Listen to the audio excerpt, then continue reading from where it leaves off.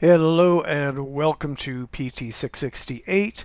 Today we're going to talk about interactions with colleagues in healthcare. You have undoubtedly interacted with other professionals during your clinical internship over the summer, and you will do so in your future internships as well as when you begin clinical work. So it's important to have a good understanding of what it is that some of these other professionals do. Fortunately, we're also going to be visited by some guest speakers over the coming weeks who will discuss their particular roles as healthcare professionals. So I'm going to touch on some of these professionals' jobs, but you'll get a lot more detail from them in the coming weeks. So the objectives for today are to list and give a definition of the job of at least 5 of the PT's immediate healthcare colleagues, summarize their educational background, list their licensing requirements, and describe ways in which PTs can best collaborate with healthcare colleagues. And for this last learning objective, this will really be part of what we talk about when we meet in class. So I'll do the presentation. It'll be some prompting for some questions for you to think about, and hopefully you'll come prepared and we can have a discussion. Maybe some of you can share your experiences working with some of these other healthcare professionals. All right, we'll first start with rehabilitation professions. And these include occupational therapists, speech and language pathologists, physiatrists, orthotists, and prosthetists. It's not included there, but they're usually lumped together. Social workers and rehabilitation nurses. So the OT. Let's take a look here. So the definition of occupational therapy is the use of assessment and treatment to develop, recover, or maintain the daily living and work skills of people with a physical, mental, or cognitive disorder.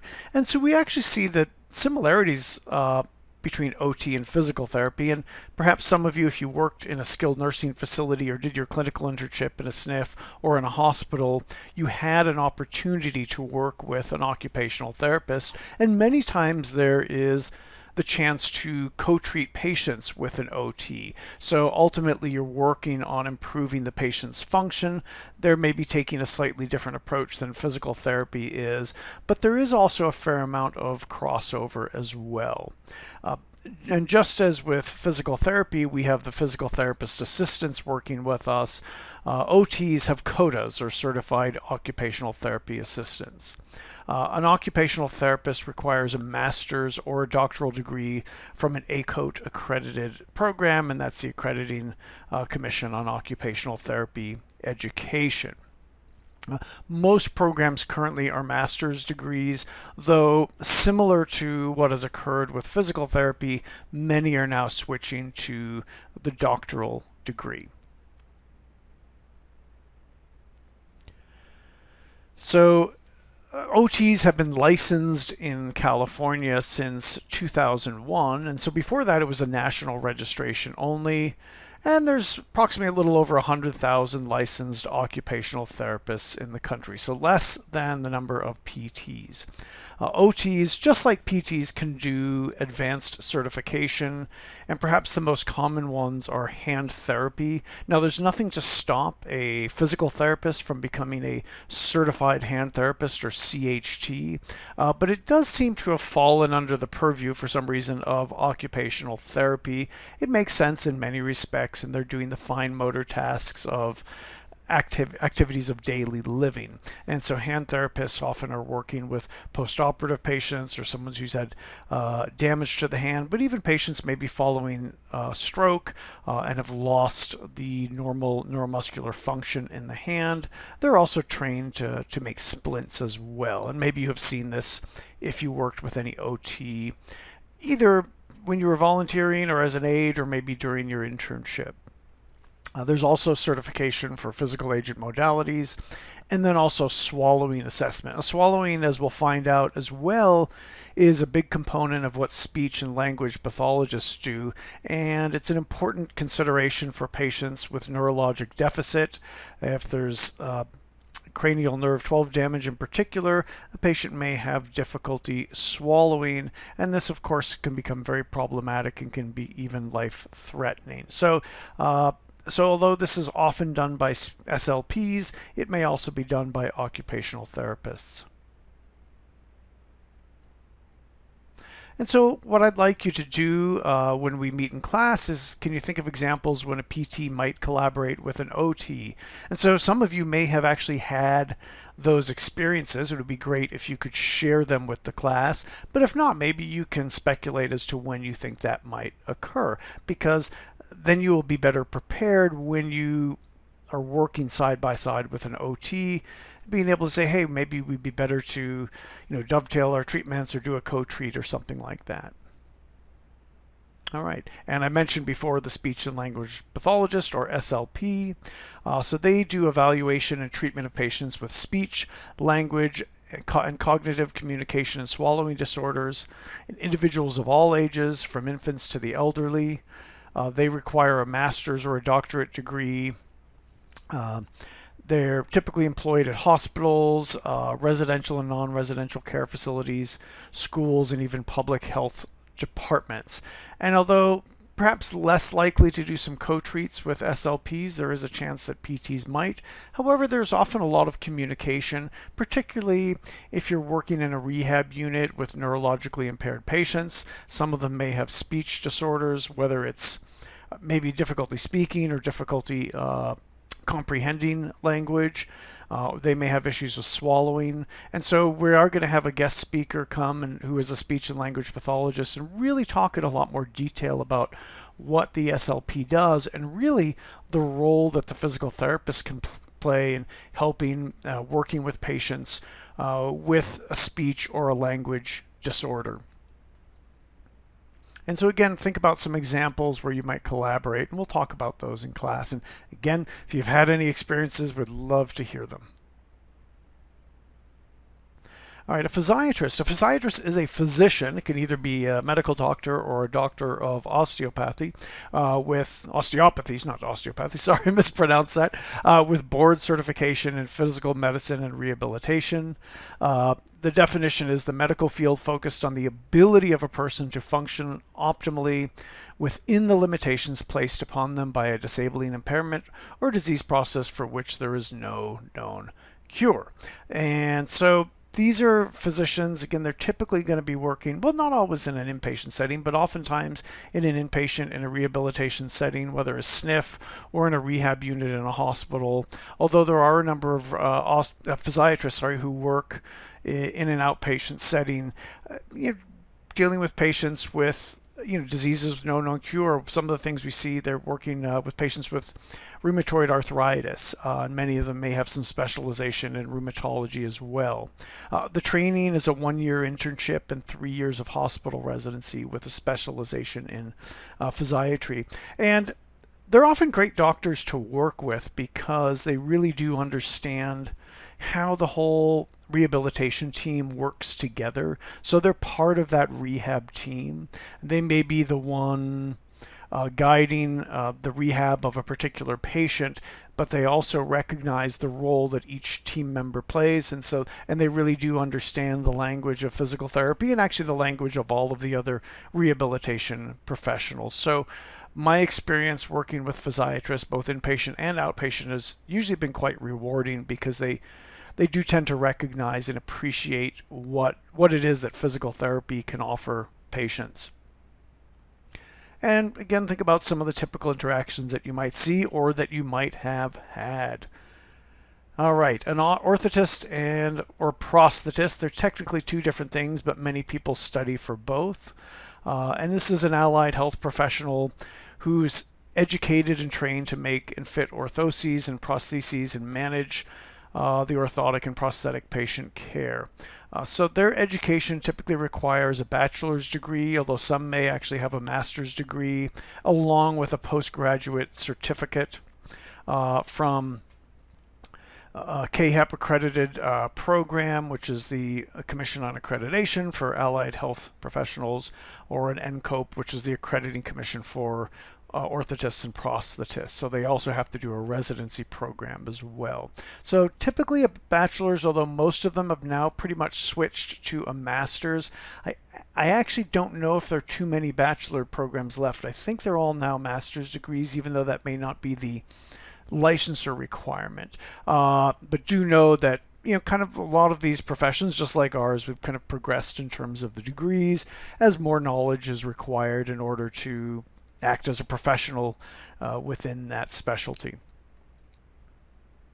And again, think about some examples.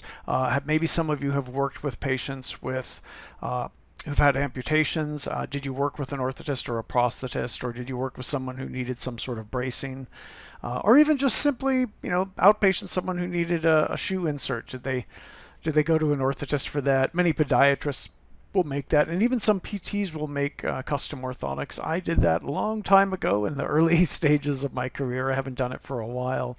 I'm just wondering, please share some of your stories if you had experience with working with any of those people.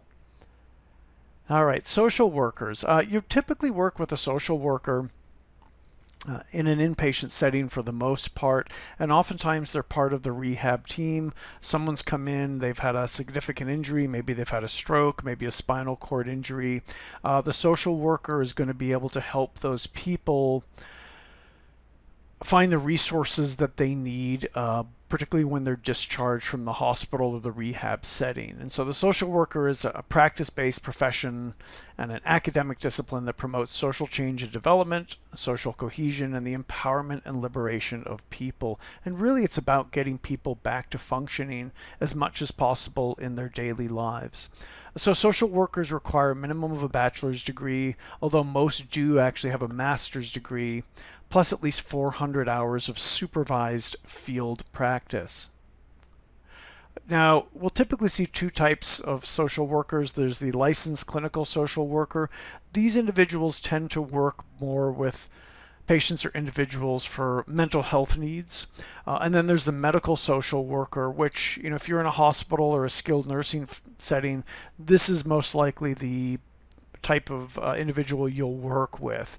And they, as I said, they can be really helpful in terms of finding resources for patients upon discharge, helping them get funding for equipment or modifications to their home if they needed.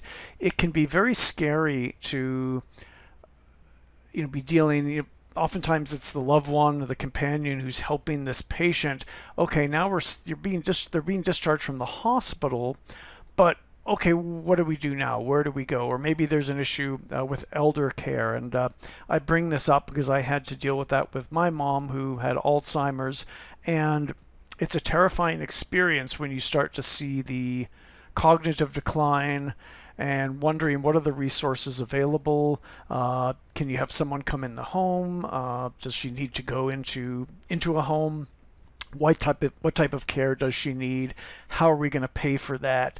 And so, my sister and I relied on the help of a social worker who specialized in elder care, and she was fabulous. And she gave us the rundown on all the things that we thought we really should have known, but most people don't, including me and my sister, and really helped us navigate through the process of finding care for my mom, and then also finding an appropriate place for her to live and receive the care that she needed. So they really play a valuable and instrumental role in the care of individuals and their families as well.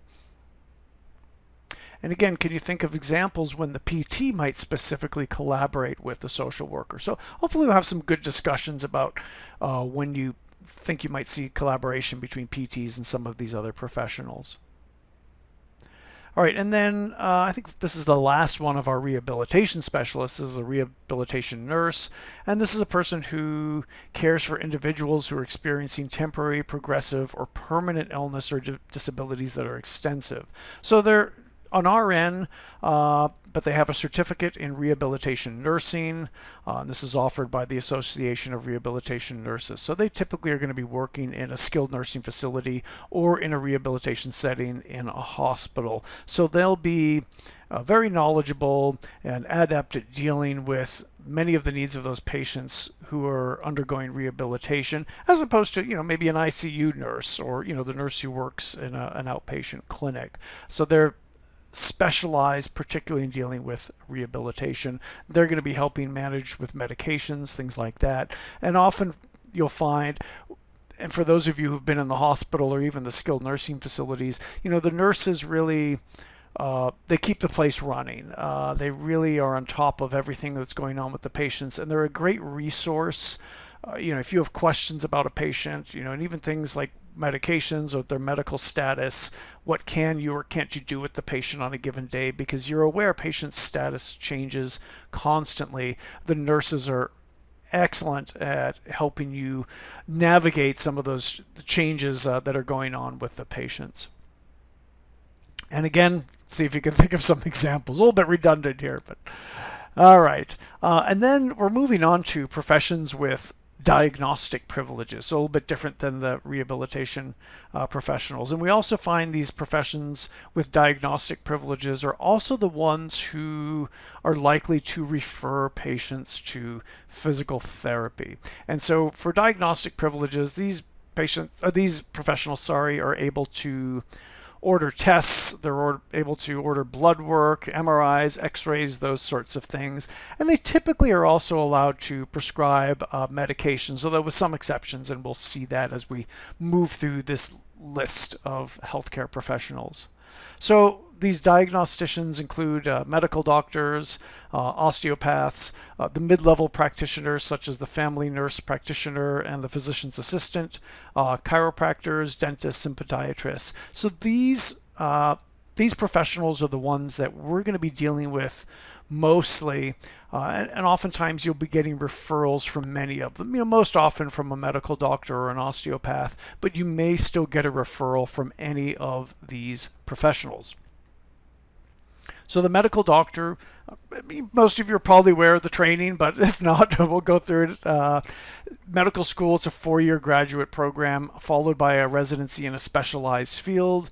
So non-surgical residencies are typically 3 to 5 years. Surgical residencies are typically 5 to 7 years, followed by a fellowship, which can be a year to a few years. So, to be a surgeon, it really is, you're looking at 10 years of training in addition to medical school. So it takes a long time for someone to become a surgeon. And it's probably good that it takes that long. It's a difficult skill to master. Osteopaths often have many of the rights and privileges of MDs, and so it's a therapeutic system originally based upon the premise that manipulation of the muscles and bones to promote structural integrity could restore, preserve, and so on. But modern osteopathy includes modern medicine, including prescription drugs, surgery, and the use of technology for diagnosis. And a very small percent still do manipulative medicine. My primary care doctor, for example, is an osteopath. And although he is able to do manipulations, most of his job is dealing with regular internal medicine issues. Surprisingly, 11% of all practicing physicians in the U.S. are osteopaths. I was surprised it was that high, but it is. And actually, I know a number of osteopaths, and many of them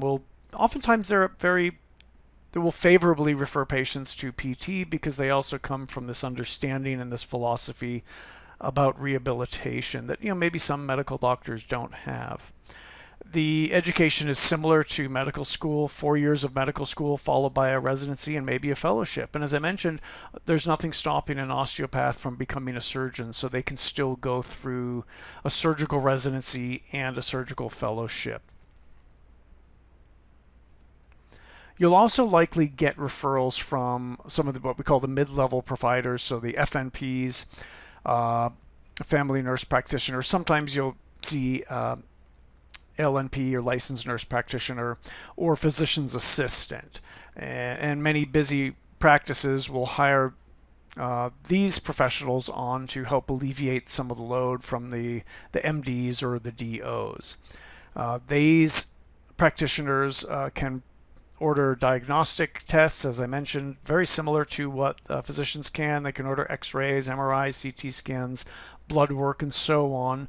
They do work under the direction and supervision of an MD or a DO, but they have their own patient load, and oftentimes they do work relatively autonomously, even though they are at a distance being supervised by the MD or the DO. Doctors of chiropractic, you will less likely get referrals from them, but occasionally you do. And yeah, just a lot of it comes down to keeping the philosophy of the chiropractor. Some chiropractors are very pro PT and they really appreciate the value, particularly of therapeutic exercise. And I've had a number of patients in the past referred to me from chiropractors who, they want to do their manipulations and other care, but they're also happy to refer out to teach the patient therapeutic exercises to help them regain function and keep them from having a regression as well. So I really appreciate that because sometimes we can, get a little bit protective of our own turf, I guess. And I think PTs do that and chiropractors can as well.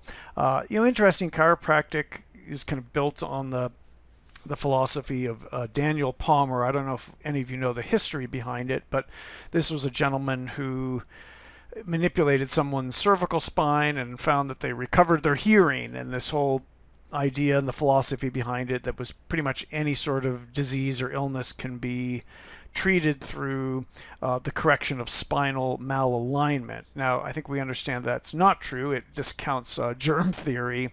But there is a place for chiropractic because even as physical therapists, we do manipulative therapy, and so there is some value to it as well.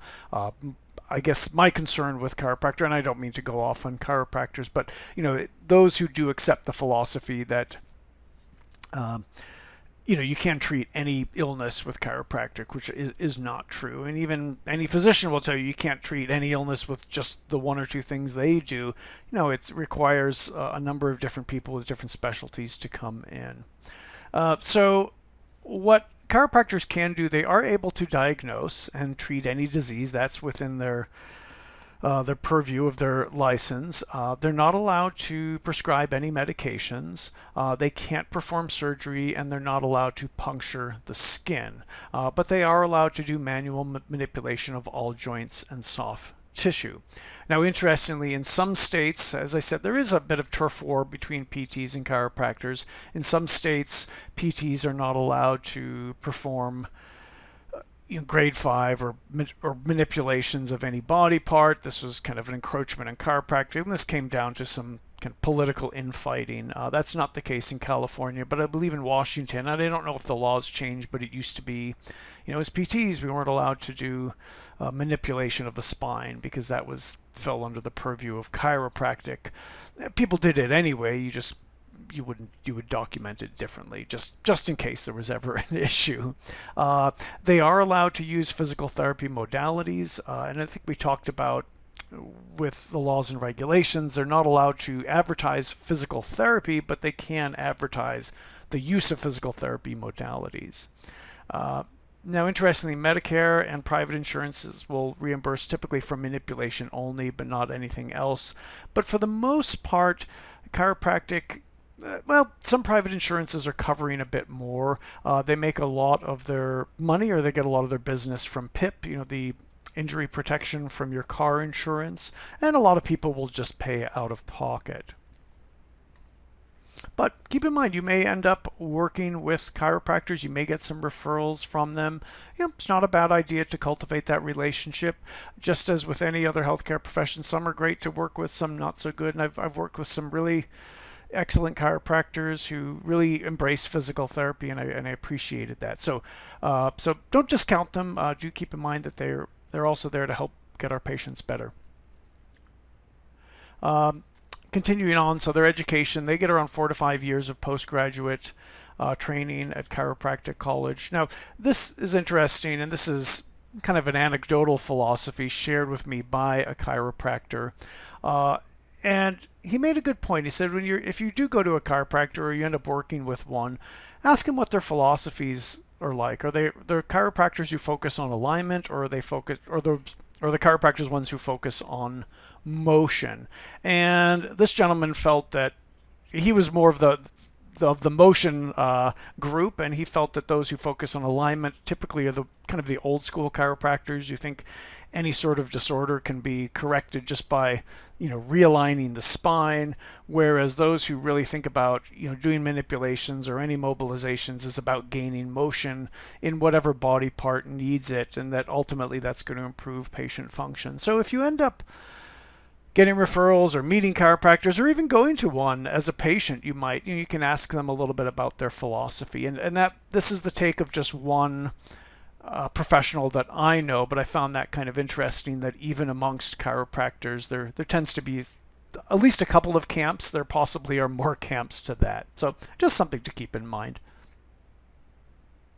All right, dentists. When would I work with a dentist? Well, if you end up treating patients with temporomandibular disorder, there's a good chance that you may end up getting referrals from dentists, and particularly oral surgeons. So the dentist is allowed to make diagnoses and refer to physical therapy treatment within the scope of practice. So a dentist can't refer a patient for an ankle sprain, but if they have a patient with TMD, they can refer that patient for physical therapy services. So you may get that a lot, and actually it's a great little niche specialty to get into. I started doing TMD work probably within my second year out of PT school, did a bunch of coursework, really enjoyed it, and the clinic I worked at, we had a good group of doctors, or particularly oral surgeons, who would refer patients to us post-operatively. But I also found a lot of patients had, just through questioning, had a lot of TMD disorders. Or TMD is the disorder, but had a lot of TMD. And sometimes you can even talk to their doctor and say, hey, listen, I've got this patient, I'm treating them for neck problems, but they're also having serious issues with their jaw. Can we get another script for that? And many, whether it's a dentist or even a physician, may allow you to work on their patient for that condition as well. It's surprisingly common. So if you're something you're interested in, I definitely encourage you to seek out some continuing education. And it's a nice niche specialty, and it's good to carve out a niche for yourself, particularly, if you're in an outpatient setting. This is typically where it's done mostly. It can be very marketable for you, as well as providing a great service for patients. So the education of a dentist is similar to an MD. It's 4 years postgraduate, followed by an optional residency. And some may also do a surgical residency if they become an oral surgeon. We also may get referrals from podiatrists. Of course, these are doctors who treat the foot and lower leg. So again, like the dentist, they're allowed to make diagnoses and refer for PT services within their scope of practice, meaning foot and lower leg issues. So again, the podiatrist couldn't refer a patient for TMD, just as the dentist couldn't refer a patient for plantar fasciitis. But they're allowed to refer for those conditions. And in the past, I've seen a lot of patients who've been referred from podiatrists, again, many for plantar fasciitis, Achilles ruptures, bunionectomies, things like that. So it's really good to try to market to those groups of doctors as well. We thought you're done with the marketing from last semester, but it's useful to get to know some of these professionals because it's a good referral source. So like medical school, it's a 4-year graduate school for them, plus a 3-year residency. All right, and then finally the nursing professions, and this actually takes up a big chunk of this presentation. We're also going to be having a nurse come in and speak to us who's going to go into a lot more detail than what I'm going into. I just want to give an overview and certainly cover some of the professions where we don't have guest speakers. We're not having a dentist come in, we're not having a podiatrist come in, so it's important that at least you do know about some of those other professionals. I'll give a general overview of the nursing, and again, we'll get more into the details when we actually have our guest speaker come in. So here's a picture of Florence Nightingale for some historical perspective. So there are a number of different types of nurses. It can actually be kind of confusing, even amongst medical professionals. So we have the RN, or the registered nurse, which is the highest level of training, and they act kind of as an ancillary to to even the physicians, although they are autonomous professionals. We have vocational nurses who are kind of a step below, and we'll see what the supervision requirements are there. We have nurses aides, or sometimes called CNAs, and then we'll talk about some of the specialties involved with nurses.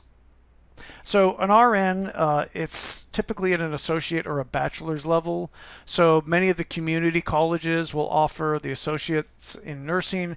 Many will then go on to get a bachelor's. I think they get a little bit more money and maybe it increases their marketability. But for example, Sac City College has an Associates of Nursing degree, and these students, they graduate as RNs, but we also have the BSN awarded right here at Sac State. So you can become an RN either through the community college or through a university. There used to be a certificate of nursing that's no longer issued but is now grandfathered in. That's an interesting note. There used to be a certificate of physical therapy. I think that went out in the early 70s. I can't remember exactly. And I actually met someone who has a certificate of PT before they even became a bachelor's requirement to become a physical therapist. You do get some nurses who get master's and doctoral degrees, but typically those are ones who go into academics. So most of the clinical nurses will usually stop at a bachelor's. Some of them may go on and get a master's or a doctor's degree in public health, and many of them go on into healthcare administration, but then they've really stepped out of the role of being a nurse. And again, those degrees aren't specific to nursing. Anyone can get one of those. All right, a vocational nurse, or an LVN, sometimes known as a practical nurse in most states, but we call them an LVN in California, they are a little bit lower than the RN. Requires an associate's degree. The differences between the LVN and the RN are related to critical thinking skills, care planning, the scope of practice, education, and overall responsibilities. And specifically, RNs are independent in many areas, while LVNs must work under the supervision of an RN or a physician. So we could kind of equate an LVN almost to a PTA in that they maybe treat patients on their own. You know, the RN or the physician isn't in the room with them, but they are working under the supervision of those other professionals. They're licensed by the Board of Vocational Nursing and Psychiatric Technicians. Now, a nurse's assistant, or a CNA, is to provide basic care to patients as well as to assist them in daily activities such as dressing and bathing. The role of the CNA has expanded incredibly over recent years. The CNA truly is the workhorse in the nursing profession. They're the ones who are helping bathe and clean and feed the patients. They're often helping with transfers. They often do most of the hands-on direct patient care, where the LVNs and the RNs are often there administering the medications. But much of the work, the real hard physical work, is done by the CNA. And they really are wonderful people. If any of you have been in the hospital and had dealt with the nursing staff, or at least had a family member you've gone in and seen, probably most of who you've seen is the CNA, and these are the people who are just running around and making things happen, and it's really very challenging work. And they do have to work under the supervision of an RN, so they're not autonomous professionals. Now, CNAs can actually do and undergo some specialization, so they can become a home health aide. So they're a nurse's assistant that provides personal care to patients at the patient's own home with minimal supervision, keeping in mind that there isn't really a lot of regulation for home health aides, so some people can just claim to be a home health aide and take care of someone in their home. So it's important, if you're looking for care for a family member and you are hiring a home health aide, it's useful to find a CNA who has that certification, so at least they know they have some basic medical training. They can become restorative aides, so these are kind of like a rehabilitation aide, and they're helping usually in a rehab setting. Pediatrics aid, that make kind of obvious by the name, they're working with children, and then a psychiatric aid as well. So there's a number of specializations available for the CNA. All right, so that's it for the healthcare professionals with whom you might collaborate. Again, we have some groups. We got the rehabilitation group, we have our diagnostic professionals, and then we have our nursing professionals. And as I mentioned, we will have some guest speakers come in and really get into more detail about some of the professions who you're most likely to work with on a close basis. So I do encourage you to think about some of the ways that you might interact with some of these professionals, and certainly draw upon your memory to share some examples when we get together. It'd be interesting to see what worked and also what didn't work, and how you think those interactions might even be better. So thanks for listening and watching, and I'll see you all in class. Have a great day.